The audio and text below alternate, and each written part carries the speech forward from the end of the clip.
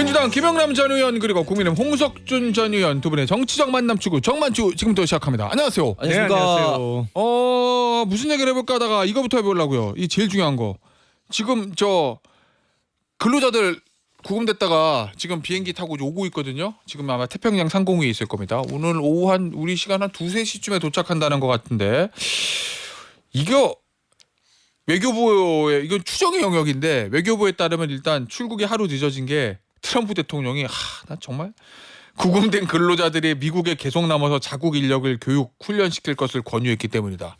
그 애초에 왜 구금시켰어요? 그럼 거기서 일하게 놔두지. 구금할 때는 언제고 한국 돌아오려고 그러니까 야 여기 있어서 좀 우리 미국 사람들 교육 좀 시키면 안 돼 그랬다는 건데 이거 어떻게 보셨어요? 지금 미국에서 일어난 일. 그러니까 지금 미국은 우리가 알던 미국하고 많이 다르죠. 사실은 그 트럼프 대통령을 열렬히 그 응원하고 지원하던 사람이 그 유세 중에 맞아요. 총 맞아서 사망한 일이 최근에 벌어졌잖아요. 그러니까 제가 보기엔 거의 60년대 미국 사회로 돌아간 것 같아요. 그때 막 흑인 인권 운동하고 막 이럴 때요. 네, 그러니까 인종 갈등이 막 심해서 뭐 암살이 성행하고 그런 때로 다시 돌아간 거 아닌가 싶은 생각이 들 정도인데 가장 극명하게 달라진 점이 서양 사람들 특히 미국 사람들은 모든 것을 문서화해 놓잖아요. 그래서 이 미국에서 작성하는 계약서 보면 거의 책 한 권이 나오잖아요. 우리 같으면 한 2-3장 분량일 계약서가 책 한 권이 나오는데 근데 그런 문화가 확 사라졌단 말이죠. 그리고 말이 자꾸 바뀌어요.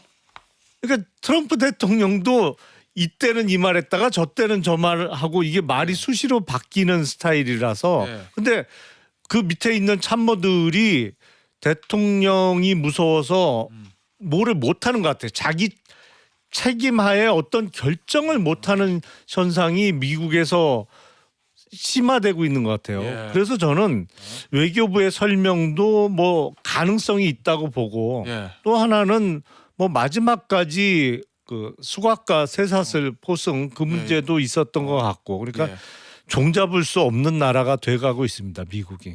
아니 저는 그 지금 외교부의 말을 못 믿겠는 게 아니 그 트럼프 대통령이 뭐 수갑 뭐 그런 걸 뭐 없애라 뭐 그런 어떤 것 때문에 협의가 늦었다 하는데 뭐 그게 협의를 뭐 하루 이틀 동안 할 사항입니까? 그 말이 안 되죠. 그 왜 늦었냐고 제가 추정을 해보면 결국은 크리스티노 국토안전부 장관 같은 경우는 강제 추방이다, 디폴티라는 표현을 썼지 않습니까? 그렇기 때문에 강제 추방이 아니라 결국 이제 자진 출국을 좀 해달라 이런 것 때문에 협의가 늦어진 거지 무슨 포성입니까?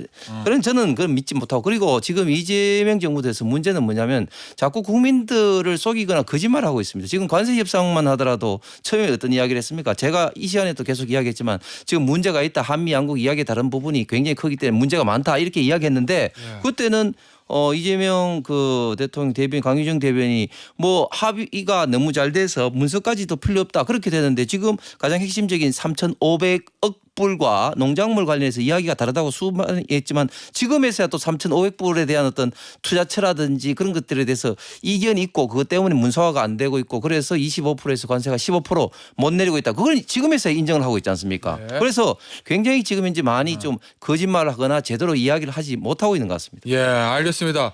아무튼 뭐 돌아온다고 하니 다행이고요. 앞으로 남아있는 과제들 이거 잘 해결되길 바라면서 어제 뜨거웠던 두 사람 얘기 해보겠습니다. 민주당 김병기 원내대표하고 정청래 당대표 왜요? 싫으세요? 아니요. 뭐. 김병기 원내대표 화 많이 난 것 같은데요 어저께 보니까. 그런 것 같죠. 그 두 사람 간에 어제 의총 분위기는 어떻다는 거예요? 그제? 아니 의총은 상당히 심각했던 것 같아요. 어제? 그러니까 그 특검 기간 연장을 안 하는 내용이나 뭐 그 조직도 사실은 원래 민주당 안보다 거의 늘리는 게 확 줄었잖아요. 특히 김건희 특검과 관련해서는 지금 일이 가장 많은 곳이 그곳인데 그 관련해서 많은 의원들이 반발을 했고 지금 그 세 개의 특검과 관련한 대응 특위가 민주당 내에 있습니다.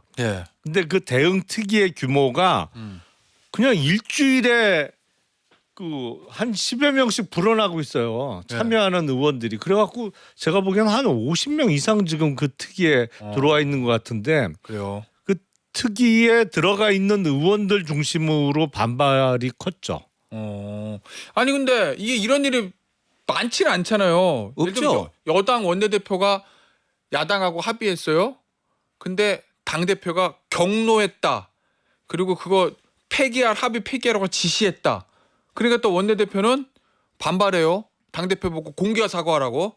내가 언제 내 맘대로 했냐고. 지도부랑 다 협의했지. 뭐 이런 얘기하니까 당 대표는 또 부덕의 소치입니다. 이렇게 얘기하고 있고 무슨 일이 있었던 거로 추정하세요? 추측을 하세요? 이런 일이 있을 수가 없는 게 예.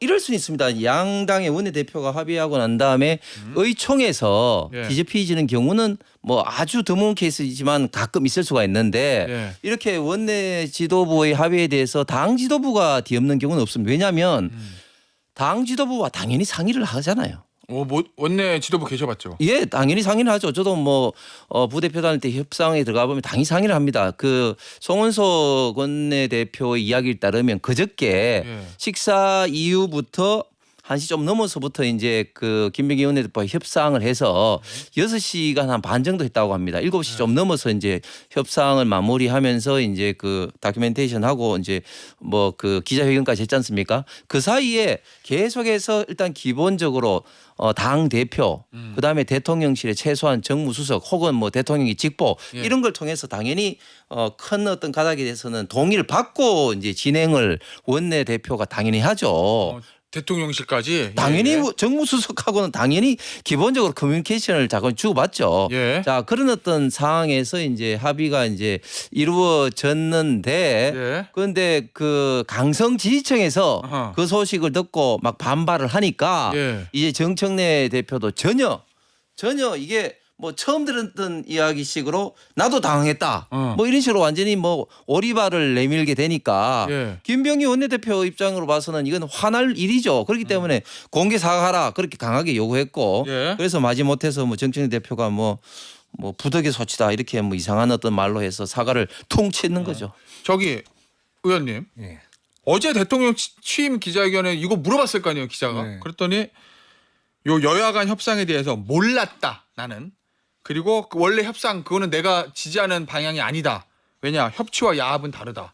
정부조직법 그거하고 내란특검 어떻게 바꾸냐 이렇게 얘기했거든요. 자 그런데 오늘 아침 조선일보 기사입니다.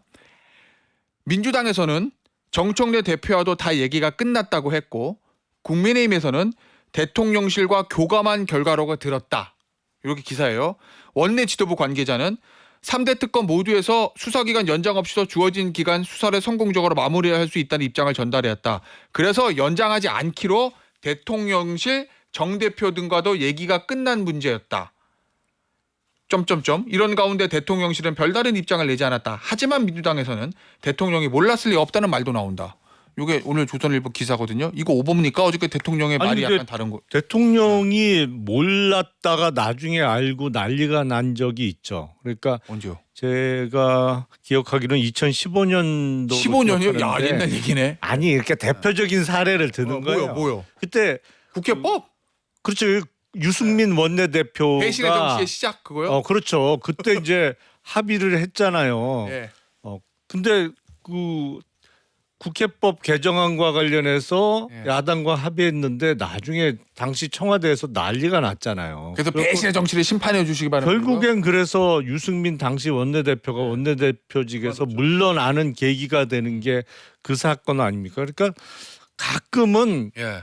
정말 대통령실에서 모르게 협상이 나오는 경우가 있어요. 이것도 모르는 거예요, 대통령이? 아니, 어제 기자회견에서 대통령이 그렇게 그러면- 말씀하셨는데 당연히 몰랐죠. 그럼 그때처럼 하면 김병기 원내대표 잘려요, 오늘?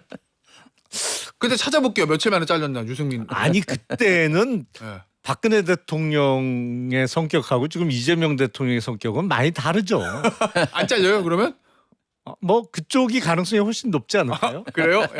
그래서 다 사람마다 성격이 다르죠. 뭐 그렇죠. 아유 우리 김인남 의원이 이제 디펜스 한다고 상당히 고생을 하시는데 예. 사실은 그런 케이스는 거의 뭐 뭐 100년 만에 한번 일어날까 말까 한 케이스고 예. 그때는 뭐 잘 아시는 것처럼 유승민 원내대표와 박근혜 대통령이 워낙 관계가 안 좋고 특히 대통령실과 관계 안 좋기 때문에 원래부터 안 좋았죠. 예, 그렇게 된 것이고 예. 지금 김병기 원내대표 같은 경우는 잘 아신 것처럼 원내대표 선거를 할 때부터 그 이재명 대통령이 전폭적인 어떤 지지를 받고 있었기 때문에 이재명 대통령실과는 뭐 지금 굉장히 관계가 좋은 것이죠. 그래서 그때와 이제 비교할 수는 없는 일이고 예. 그래서 뭐 대통령이 몰랐다 뭐 이런 어떤 이야기를 좀 믿기는 좀 어렵습니다. 그래요? 그러면은 여기 조선일보 기사대로 의원님 보시기에는 정청래 대표 그다음에 뭐 대통령이 직접 알았는지 뭐 정무 라인에서만 얘기된 건지 모르겠으나 어쨌든 대통령실이라고 하겠습니다. 대통령실 다 알았는데 강서 지지층이 난리치니까 지금 발을 빼는 거다. 이런 당연한 말씀이죠? 거죠. 예, 뭐 원내대표 협상에서 있어 최소한 정무수석이라든지 대통령실이 모르고 지나갈 리는 없죠.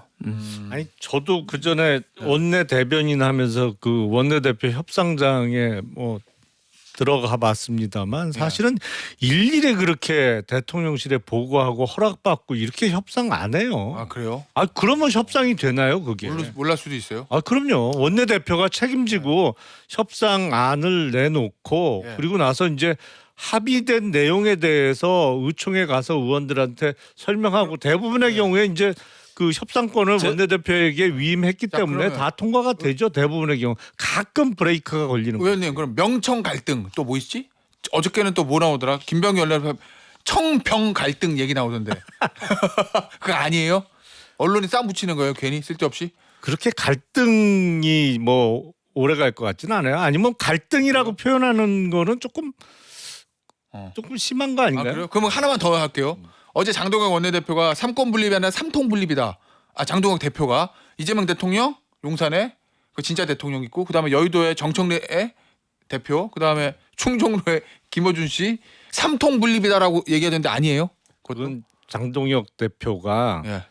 그 현직 대통령이 여당 대표를 찍어서 당 대표 만들고 예. 여당 당 대표는 대통령한테 꼼짝도 못하고 아무 얘기도 못하던 것만 경험해서 그런 거예요. 그래요? 그러니까 생소하지. 왜냐면 장동혁 대표가 그 보궐선거로 들어왔잖아요. 예, 예, 그때 윤석열 정부에서 저 김기현 당 대표 만들어내고 당을 어떻게 장악하는지를 예. 그거에 경험치에 달한 말이에요. 지금 예. 3년 됐잖아요, 장동혁 대표. 알겠- 그러니까 생소하지. 예. 의원님 어떻게 보세요? 저는 삼통 분립의 시대라는 게 아주 정확한 표현이라고 생각하는 게 지금 이미 정청래 그 대표는 뭐 본인의 갈 길을 가는 거죠. 예를 들면 이번에 이제 당 대표 경선을 통해서 이재명 대통령의 등을 업은 박찬대를 아주 쉽게 이기지 않습니까? 박찬대 의원을 뭐 그러면서 아주 뭐 자신감을 얻은 것이고 그래서 더 나아가서는 다음 당 대표까지 더해서 이제 공천권까지 잡아지겠다. 뭐 이렇게 하는데 결국은 가장 강력한 원군이 이제 김어준 어심이 있기 때문에 이제 더 하는데 그러니까 두 가지죠.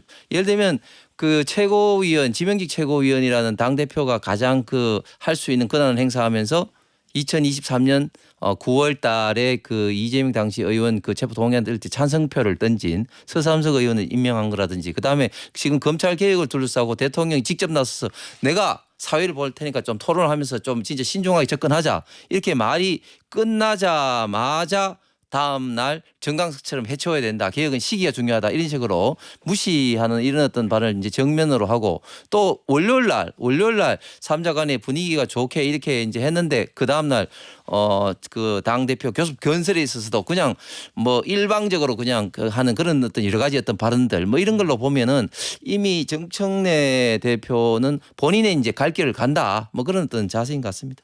그게 김병기 원내대표와의 이번 충돌로 표출된 거다 또 이런 말씀이시고. 당연한 말씀이죠. 그 예. 국민의힘 쪽은 일렬 종대로 그냥 쫙 줄 서는 문화에 익숙해 있어 갖고 예. 뭐 보다 자유롭게 뭐 자기 생각을 예. 그 자유롭게 얘기하는 거에 익숙치 않아요. 그러면 갈등 말고 이렇게 물어볼게요. 그러면은 조선일보 기사대로 원내대표실, 당대표실, 대통령실 다 합의가 된 건데 강성 지지층의 문자 폭탄, 그 다음에 강성 의원들의 SNS를 통한 이 반발, 이것 때문에 입장을 바꿨다. 이건 맞는 거예요? 아니 합의가 삼자 간에 합의가 있었다고 보기는 어려울 것 같은데. 아, 그건 조선일보 기사는 약간 오보성이다 그러면? 그럴 가능성이 높죠. 그 합의 아니더라도 그러면 강성 지지층 때문에 바꿨다. 문자 폭탄 때문에 의견을 바꿨다. 이거는 맞아요? 민심이라고 표현하면 좋을 것 같아요. 당내 민심. 예. 예. 자, 김영남 의원의 정치적 미래를 위해서 단어를 제가 바꾸도록 하겠습니다. 당내 민심을 받들어서 원내대표와 당대표가 의견을 바꿨다. 아름다운 표현입니까? 이거. 좋잖아요. 아, 그렇습니까? 그렇게 정리하겠습니다. 그러면. 예. 자, 이거 보죠. 권성동 원내대표 어저께 체포동의안 가결됐는데 국민의힘 의원은 불참했거든요. 근데 내가 되게 이례적인 게 본인이 원래 대부분 이거 하면은 의원들이 앞에 나가서 신상 발언하면서 아이 뭐 부결해 주시기 바랍니다. 대부분 이렇게 하잖아요. 의원들이 대부분 다. 근데 저 권성동 의원은 본인이 뭐 포기하겠다라고 한 건 알겠는데 야 본인 나와서 찬성표 찍었어요. 이거 굉장히 생소한 장면인데요.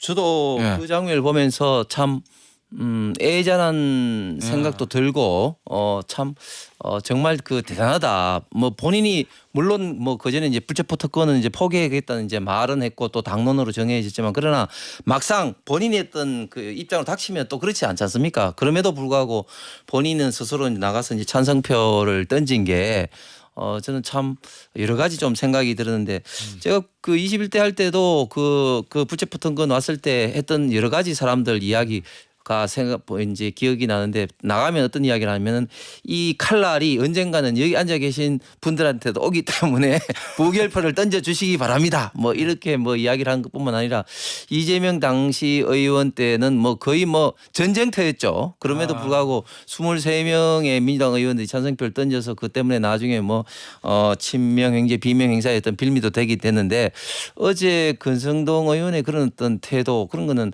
우리 대한민국 그 국회의 어떤 헌정사에서도 굉장히 어떤 기록에 남을 만한 장면인 것 같습니다. 의원님, 이 국민의힘 의원들이 불참했어요. 예. 그 의미는 뭐라고 보십니까? 체포동의안에 반대했다고 보세요? 아니면은 앞서 우재준 의원은 이거 권성동 의원에 대한 예우다 뭐 이렇게 표현하던데.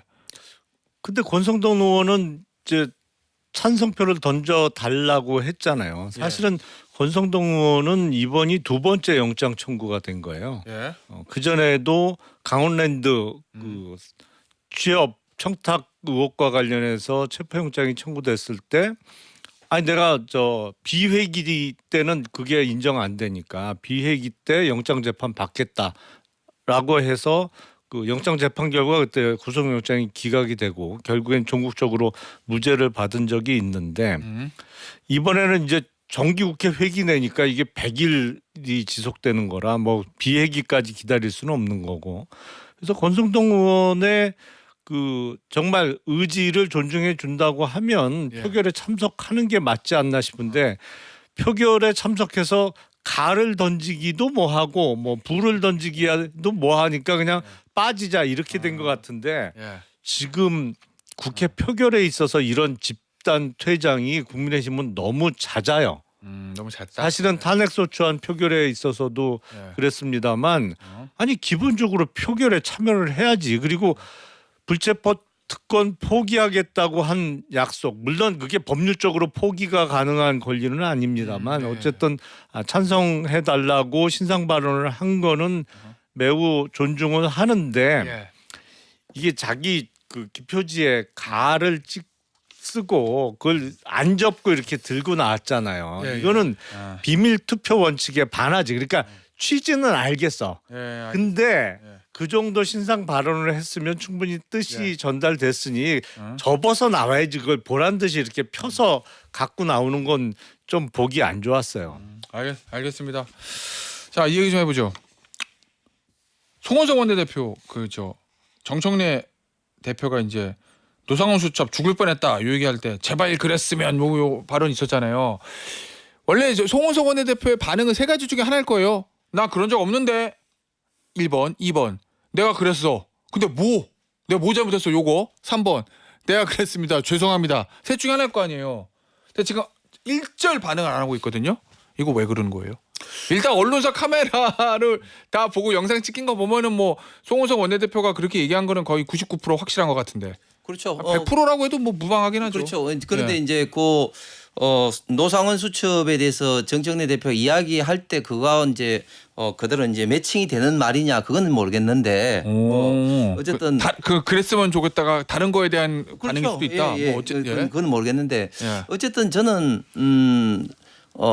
그 지금 민주당에서 자꾸 이제 그 비상계엄이 곧 내란이고 또 내란에 대한 여러 가지 이야기를 하면서 나오는 이야기 중에 노상원 수첩 관련해서 예. 이런 이야기를 저는 계속해서 하는 것이 맞나. 특히 당대표 교섭 연설에서 거의 개인의 어떤 그런 어떤 독백 그것도 지금 뭐 현직에서 물러난 지 한참이 된 어떤 사람의 그런 어떤 걸 가지고 예. 마치 그것이 뭐 계획이 구체적으로 된 것처럼 이야기를 하면서 이제 거의 뭐 반협박적으로 이야기하는 게 맞느냐 그런 것에 대해서 기본적으로 좀 의문이 들면서 물론 뭐 그 듣는 입장에서는 뭐 기분이 뭐 좋을 수는 없겠지만 그걸 가지고 또 계속해서 이야기를 하면 지금 민주당 같은 경우도 예를 들면 그 뭐 상임위원회라든지 그 본회의에서 얼마나 그 더 센 말들이 많이 나옵니까? 말꼬리 하나하나마다 그렇게 이야기를 말꼬투리 잡는 건 아니라고 봅니다. 예. 이거 어떻게 정리돼야 돼요? 의원직 사퇴하라고 민주당은 그러잖아요.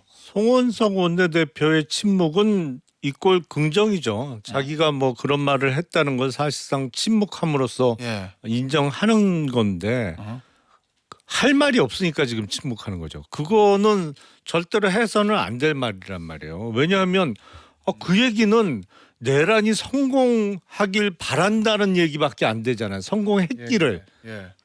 그거는 말도 안 되는 소리죠. 그러니까 그거 자체로 국회의원은 현영 뭐 민주시민의 자격도 없다고 볼 수도 있는 건데 깔끔하게 그냥 감정적으로 순간적인 실수라고 예.